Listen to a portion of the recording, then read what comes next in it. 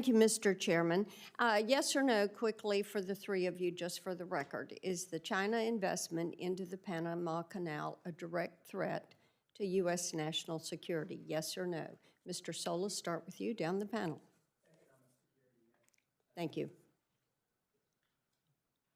I don't have that information as an industry trade association senator. Okay. All right. And we've talked some about the neutrality treaty, which I think is of concern to all of us. And as I have looked at this, and I appreciated Senator Sullivan's questioning on this, we look at how President Trump is going to push forward with getting this issue addressed. And we have heard a good bit about this from our shippers that are looking at what happens coming out of the port of Memphis. And I think that the government of Colombia learned a lesson last week that we are not going to go soft on some of these issues. And when you look at the fact that the U.S. is a primary user, it is the primary user of the Panama Canal. And we are also Panama's largest provider of direct foreign investment. I think those two things should be significant. Our foreign investment into Panama is $3.8 billion annually. This is why people are looking at this issue. So, Professor, let me come to you on this, and we thank you for joining us remotely. Shouldn't our investment in Panama be contingent on their adherence to that neutrality committee, ensuring that Panama and Panama alone would control that canal? So certainly that is an action we can take to enforce the treaty and to enforce our understanding of the treaty.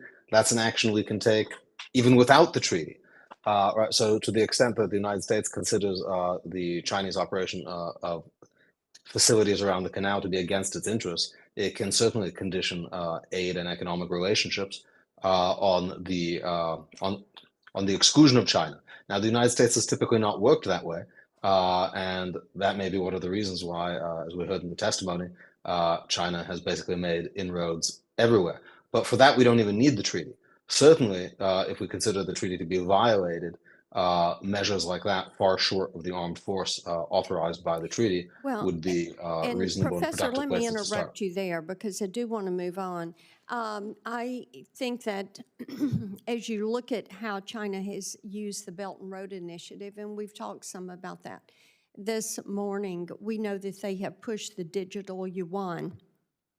And I am concerned that given their control over much of that infrastructure around the canal, that they would attempt to force U.S.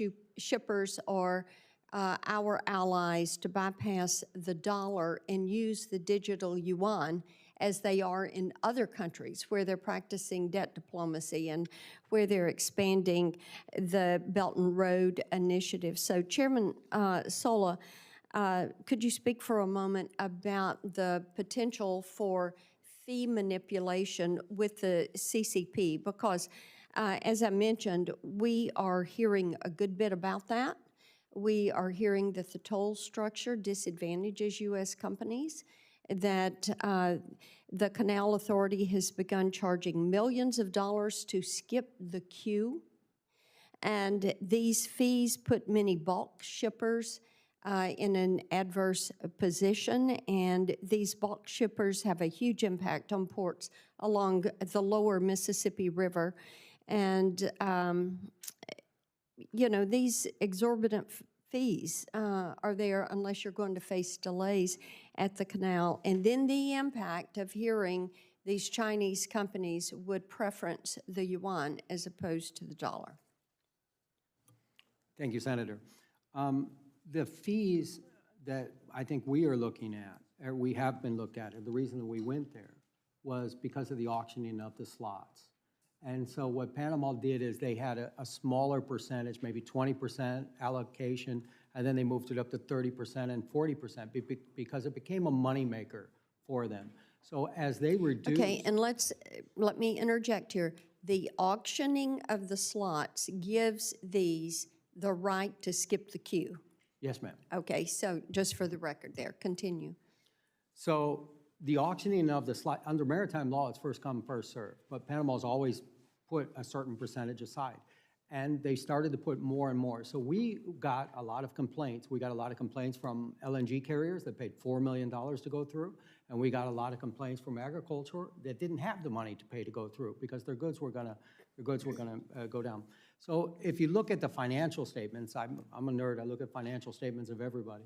But the canal increased the amount of revenue that they had from about $500 million to $1.8 billion in the last 3 years, just because of those fees. So this is what is very concern to us and for the American shipper.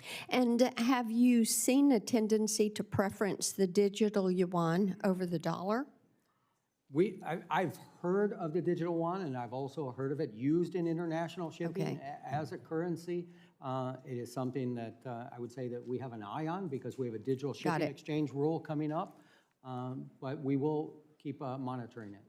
Okay, thank you, Mr. Chairman.